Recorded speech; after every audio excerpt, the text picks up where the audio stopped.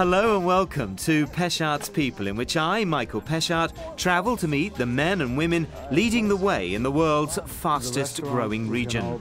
It's a unique insight into the most dynamic characters of the Asia-Pacific region. Film stars, writers and thinkers, artists and musicians, sporting celebrities and leaders of business. They're all part of the programme. This week I'm in Bangkok, the capital of Thailand. Now I've got to keep my voice down because we are in the middle of a service. This is the world's largest Buddhist temple complex, and I hope you're going to be able to pick up. There are literally tens of thousands of people here who've gathered for this service. Now, I've come to meet a man who's played an important part in building up this temple complex and spreading the message of a movement which is hoping to change the world.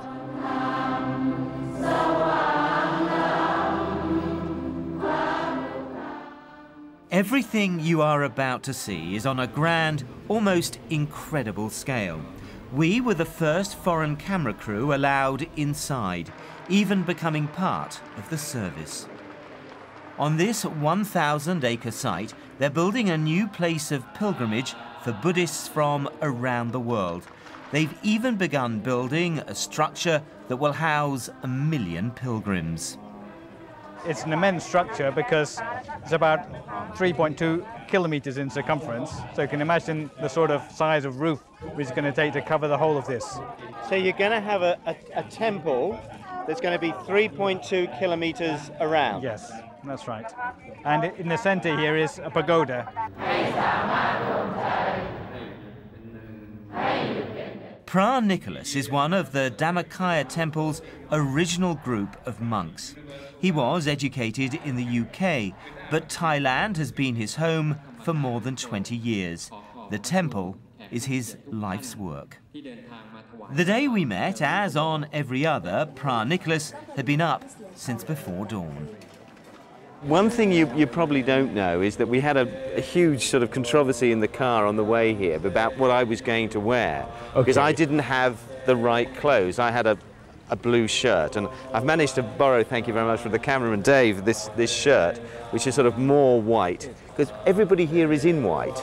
Yes. Why is that? It's basically a Buddhist tradition. If you go anywhere in Asia, South Asia, and you see people going to Buddhist temples, they tend to wear white. But why? It sort of puts people in a frame of mind, even from the time they get up in the morning, that today they're going to do something special, they're going to be going to the temple, and wearing white is not a convenient color to wear because you do have to be especially careful about where you sit down, even the sort of things you pick up, brush against. Mostly in Buddhism we deal with states of mind. Right. And being detailed, being careful about the things we're doing. Mindful is a word we often use. And wearing white does tend to put you in that frame of mind, even from the time you get dressed in the morning. But you're in orange. By the time monks generally wear orange, it sets our community slightly apart because there are special ways the monks are treated. Like, for example, we don't come into too close contact with ladies, for example. Right. As a result of our celibate lifestyle. So we are set apart slightly. We don't wear white. I understood that you sort of don't brush up to touch. Yeah, we don't even come in physical contact with women. Right. And that's one part of our celibate practice, that we're not even allowed to come in physical contact. To sort of. So no shaking hands, no. No. And that's, I don't know. I guess it's very thorough rules which we follow.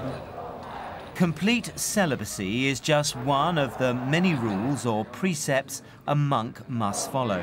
For all their food and material needs, they rely on public kindness.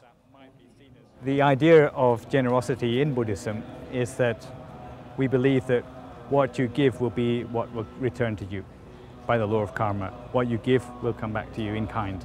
Or you set up some conditions in yourself whereby in the future you must receive. So by practicing generosity, it's like you're providing for your own future. To help me understand, Phra Nicholas was anxious that I should make my own offering. tell me what I'm doing so I just go, just so I know what I just want to do the right thing. So maybe if you go behind that lady there, Right. you can make a wish for any way in which you hope that good things will come into your life in the future. And when you see the queue going up, then you can offer that to the monk in front of you. Right. And do I say anything to the monk, or? No, I don't think so. But he may say something to you. He may give you a blessing, maybe in Thai. There are more than 1,000 monks based in this one temple. They've had congregations reaching close to 300,000 people already. I wanted to know more about what exactly it is that attracts them. The unique thing about Buddhism, if you compare it to other religions or philosophies, is that your path to salvation depends entirely on you. Right.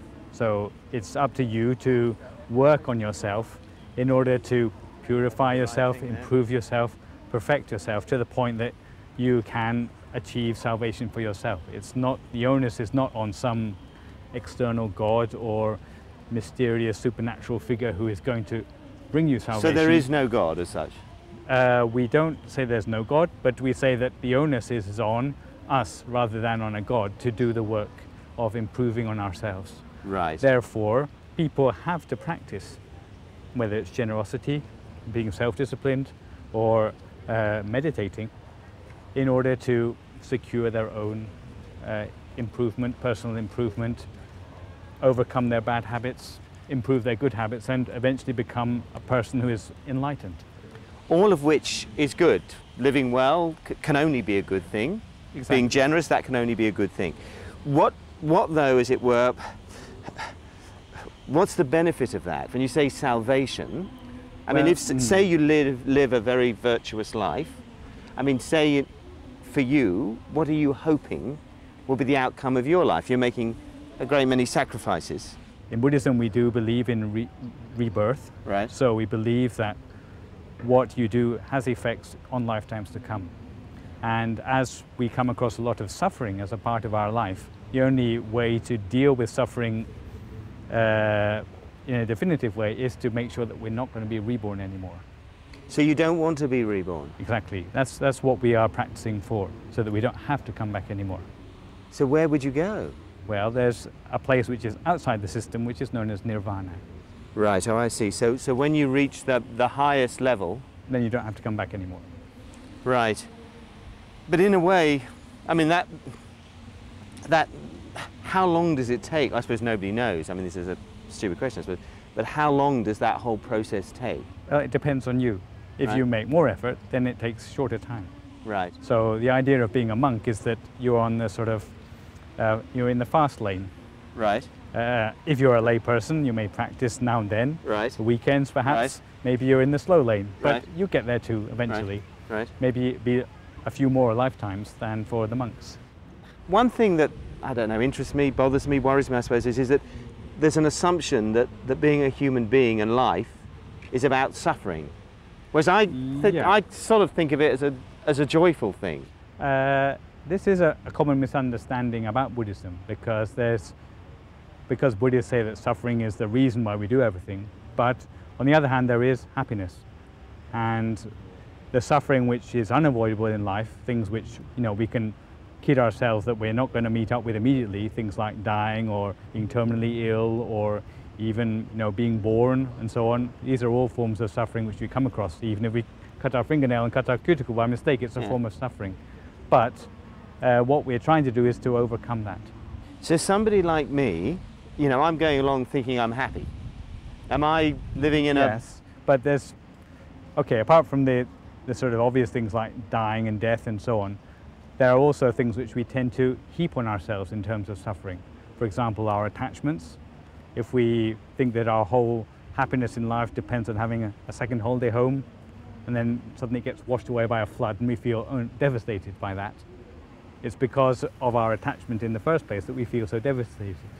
I totally take what you're saying, but it's sort of negative, always sort of seeing the dark side. Yeah, the flip side of everything. The other side, the happy side of it is, if you do meditate, you can find sources of happiness in your life which do go a lot deeper than external sources of happiness. if your mind becomes calm enough to the point where you go beyond superficial thinking, then you touch upon states of mind which are in themselves happy, where you can be anywhere in the world, even in positions which may be quite disturbing, but on the inside you have a refuge of calm within yourself which would bring you happiness wherever you are and irrespective of the conditions you find yourself in. And I think that's why people are keen to meditate, and they're keen to spend time at the temple working on themselves in order to touch upon those states of mind. Coming up after the break, more with Phra Nicholas as we see further inside his extraordinary life.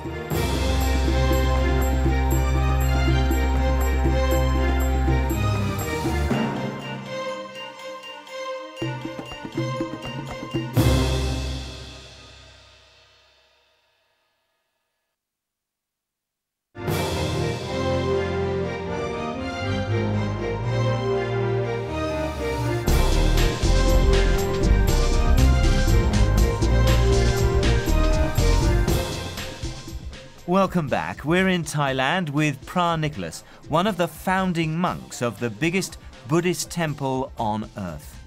Not only are adults involved, young boys too occupy an important position within the temple. They are known as novice monks, and from the age of about 9 up to the age of 20, one pathway of education for young boys in Thailand, instead of going through the normal education system of primary, secondary school, they can become novices, and they're sort of supported by a Buddhist scholarship throughout their education. So will they all go on to be monks, or, I mean, it's very young to decide? It's very young to decide. They get a knowledge of scriptural languages, they get a knowledge of Buddhism, and they also study mathematics, geography and everything else on the curriculum. But when they come to the age of 20, it's up to them whether they go on into becoming a fully fledged monk or whether they may choose to leave the novicehood and go on to get their own occupation. We've sort of touched on it, but you've given up a lot. These boys will give up a lot. Has it brought you great joy? To have given up things, Yeah. or Well, the whole thing. I mean, are there times in the middle of the night, I know you sleep on a concrete floor as I understand it, so you're asleep on your concrete floor or not asleep on your concrete floor, and you think, do you ever think, what on earth am I doing here? I think that stage has sort of probably passed by a long time ago. Right. And you get up very early in the morning? Yeah, it takes discipline. Yeah. And you don't eat after... Midday. You don't after... So that's... We've had our lunch, and that's that. That's that until tomorrow morning. What about your family? When you said to your family, I'm going to be a monk? In the beginning, they were pretty skeptical. In fact, at one stage when I came here, they were sure I'd been brainwashed. And they actually came all the way to Thailand to make sure I hadn't been brainwashed and that I was happy here, and it was of my own free will that I was staying here. It's interesting you say the brainwash, because you see everybody's in white. It can look, please don't take offence, sort of cultish or sectish. Well, it's a large number of people, and I think in the West especially, if you get large numbers of people doing anything which is the same, then it tends to arouse suspicion. But if you look at what people tend to do in large numbers in the West, whether it's going to a demonstration or going to a football match, rock concert, you know, I wouldn't say that these things are really doing anything very constructive for the world. The temple now runs its own satellite television channel to spread its teachings all around the world. I'd been asked to present a national award the temple had won for producing some of Thailand's best television programming. It was a bit daunting, really. Nearly 100,000 people had turned up by now to watch. The abbot, Lung Po, is the inspiration behind the temple, but he's not comfortable speaking English. Just as with everything to do with this temple, there is an amount of ceremony. I mean, I can't just give this award to the abbot, because as a monk it would be wrong for him to grab a present. I must first ask permission whether he will take the award, and then when I've got the permission, then I hand it to him. It all seemed to go well enough. I'd been thoroughly coached about what to do and say. Thank you. And congratulations on a second award.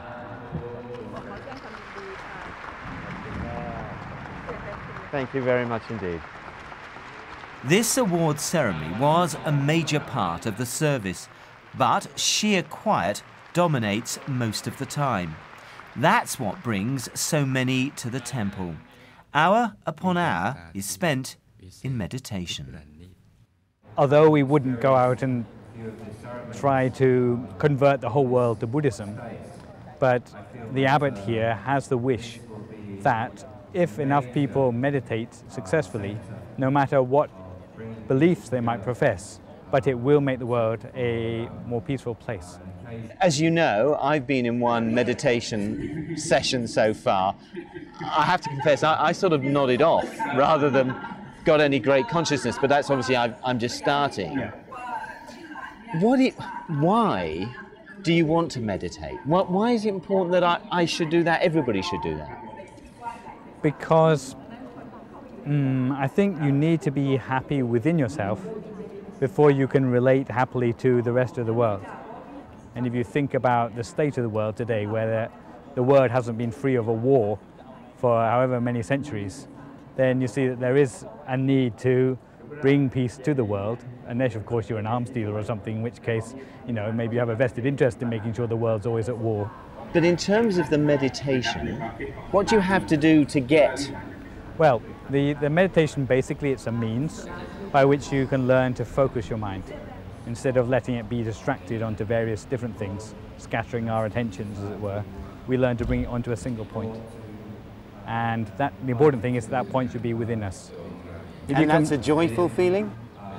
In the beginning, there's a feeling rather of where your mind becomes captivated almost by this feeling of peacefulness inside yourself.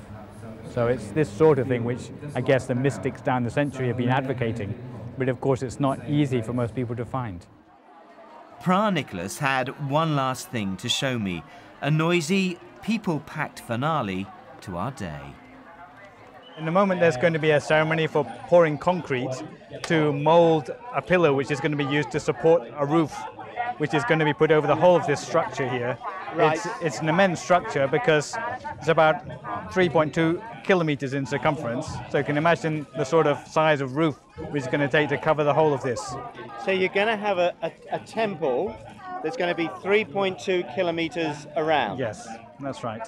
And in the center here is a pagoda, and the idea of this is that one of the Buddhist ceremonies is that people circumambulate or go around the pagoda in a clockwise direction as a symbol of respect for the pagoda. It's a huge undertaking, a very costly undertaking.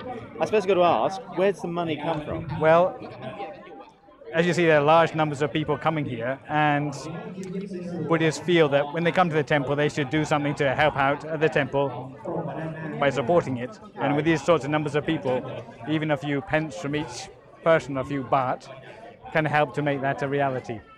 When I said to a friend I was coming here, and she lives in Bangkok, she said, oh, there's been controversy over money. Yeah. What exactly is the controversy? The sort of vision of this temple is not just a local vision. Most temples in Thailand seek only to look after the welfare of perhaps the people in their own village. But here the vision is much greater. We try to make a temple which is a place where people throughout the world can come to use it. So therefore, obviously, the structures are much larger than in a normal village temple. And because of that, some people feel that our temple is out of line because it's doing much bigger or more extravagant things than is normally done in temples you see in Thailand. And there's an awful lot of money involved. Yeah, that's true. But if you talk about the amount of money per person who uses a temple, then it would probably not be more than anywhere else in Thailand. Right, so, I mean, I know there is a feeling that some of the money doesn't go to where it should go. Well, I think most people, if they see that the buildings made here are well built, then they see that if they understand how much building costs, then they see that they're getting something for the money. There is, I suppose, a contradiction, isn't there? Is that obviously Buddhism is a very old religion. What you're trying to teach and engender is a very spiritual thing, and yet you've now got satellite televisions. There are loudspeakers, as we can hear, all around us. How does that work, that contradiction? Here in our temple, perhaps we're a little bit different from most temples, and we're not scared of using modern technology hand in hand with these ancient knowledge of Buddhism so that it does become relevant to people in the modern day and age. Because why is that? Because presumably you're up against a whole lot of other messages. Yes, I mean, it's a very aggressive is the wrong word, certainly for you, but it's a very out there sort of policy that you have.